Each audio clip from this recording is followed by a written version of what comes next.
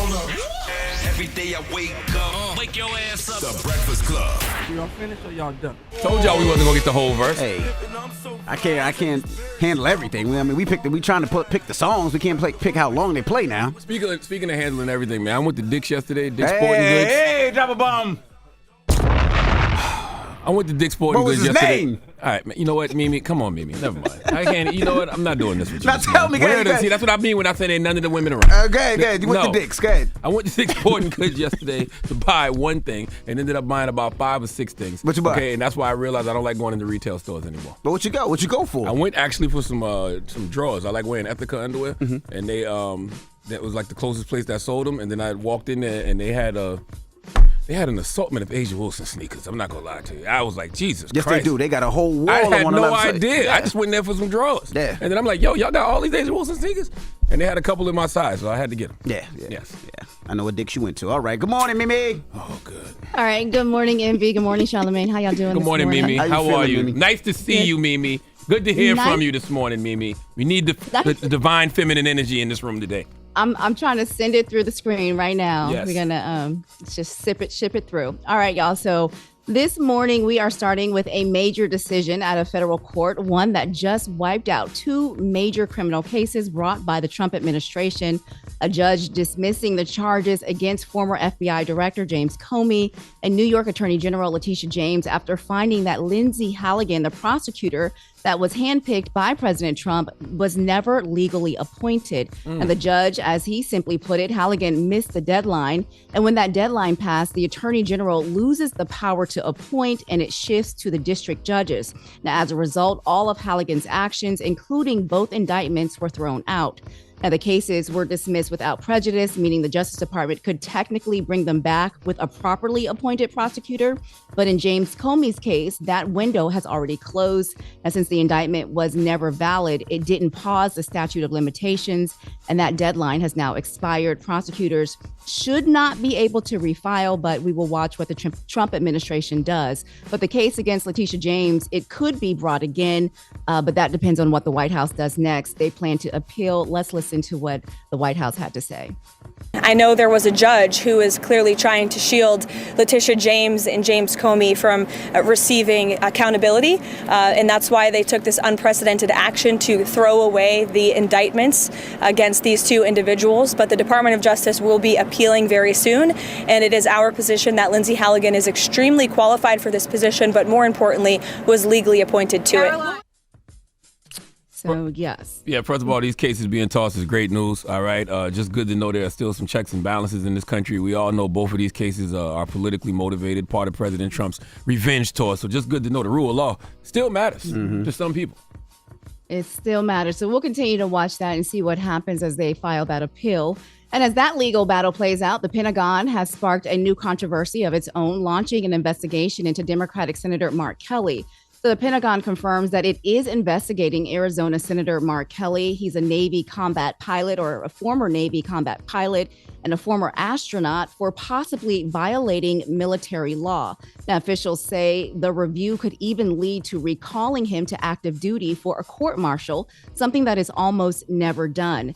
Now, this all started after Kelly, he appeared in a video with 5 other Democratic lawmakers. We talked about that last week. Now, in that video, they told active duty troops and intelligence officers that if they were ever given an illegal order, they have the right to refuse it, which is true under military law. Now, President Trump, he blasted the group, calling the message seditious behavior and saying it could be punishable by death. He later walked that back, but continued to accuse them of sedition. Now, a short time later, the Pentagon, it announced that it had received serious allegations of misconduct about Kelly. And they are now reviewing if his comments broke military rules. Now, a lot of people are asking why just Senator Mark Kelly when there were 5 other Democratic lawmakers who were also in that video. Well, he is the only person in that video who is a retired military officer. Now, retired military officers, unlike veterans who simply completed their service, legally remain under the Uniform Code of Military Service. That means they can be recalled to active duty and prosecuted if the Pentagon believes that they violated military law. Now, Kelly, he is responding to this investigation this morning, saying that he has honored his oath from the day he entered the Navy through his combat missions, 4 space shuttle flights, and public service. He said the president's posts calling for him to be arrested or even executed are meant to intimidate him, and it will not work. Yeah, the irony of them investigating Mark Kelly for his comments, but Trump made death threats and nobody cares. Like, Trump made death threats, and like that meeting with Mondani got those out of the headlines in 2 seconds. Yeah, but Mark and Kelly's not even being just the death threats. He was retweeting people who were calling for them to be hanged. You know what I mean? Like that was just it was basically beneath the office. So we will continue to watch what that looks like. And coming up behind the truth behind those early Friday. Was it Black Friday? Yeah. Coming up, the truth behind those early Black Friday deals, what you've been seeing. We'll break down how to save money and the best time to shop. We'll do that in the next hour. All right. Thank you, Mimi. Everybody else, get it off your chest. 800-585-1051. If you need to vent, phone lines are wide open. Again, call us up right now. 800-585-1051. It's the Breakfast Club. Good morning. Morning, everybody. It's DJ NV, Jess Hilarious, Charlamagne the Guy. We are the Breakfast Club. Let's get in some front page news. Now, last night there was an NFL game. I fell asleep for it. Did you see it, Charlamagne? No, I was watching. You know what I was watching last night? I was watching Syracuse versus Houston. Syracuse was playing Houston. I think Houston is the number 3 team in men's college basketball, and Syracuse almost won. They took them to overtime. Really? Yeah. Wow. I wanted to see how good Syracuse was because they were undefeated as well. But they took them to overtime. Wow. That team is pretty impressive. Now, in Monday Night Football, the 49ers beat the Panthers 20-9. What's up, Mimi? Good morning, Charlamagne. Good morning, Envy. How y'all doing this morning? Blessed, black, and highly favored, Mimi. Good morning. Okay, so we start this hour by saying goodbye to one of the last living witnesses to the Tulsa race massacre. So Viola Fletcher, known to so many as Mother Fletcher, was the oldest known survivor of the 1921 attack on Tulsa's Greenwood community. She died yesterday at 111 years old. Her family says she passed peacefully with a smile on her face. Now, Mother Fletcher, she spent her final years fighting for justice, giving interviews, appearing in court, and retelling the trauma she carried ever since she was 7 years old when a white mob burned down Greenwood, once known as Black Wall Street. In just 16 hours, 35 blocks were destroyed, thousands of Black residents were detained, and hundreds more beaten and killed. Here she is in her own words, telling the story of how she carried this for more than a century. Let's listen. The night of the massacre, I was awakened by my family. My parents and 5 siblings were there. I will never forget the violence of the white mob when we left our home. I still see Black men being shot, Black bodies lying in the street. I still smell smoke and see fire. I still see Black businesses being burned. I still hear airplanes flying overhead. I hear the screams. I have lived through the massacre every day. Our country may forget this history, but I cannot.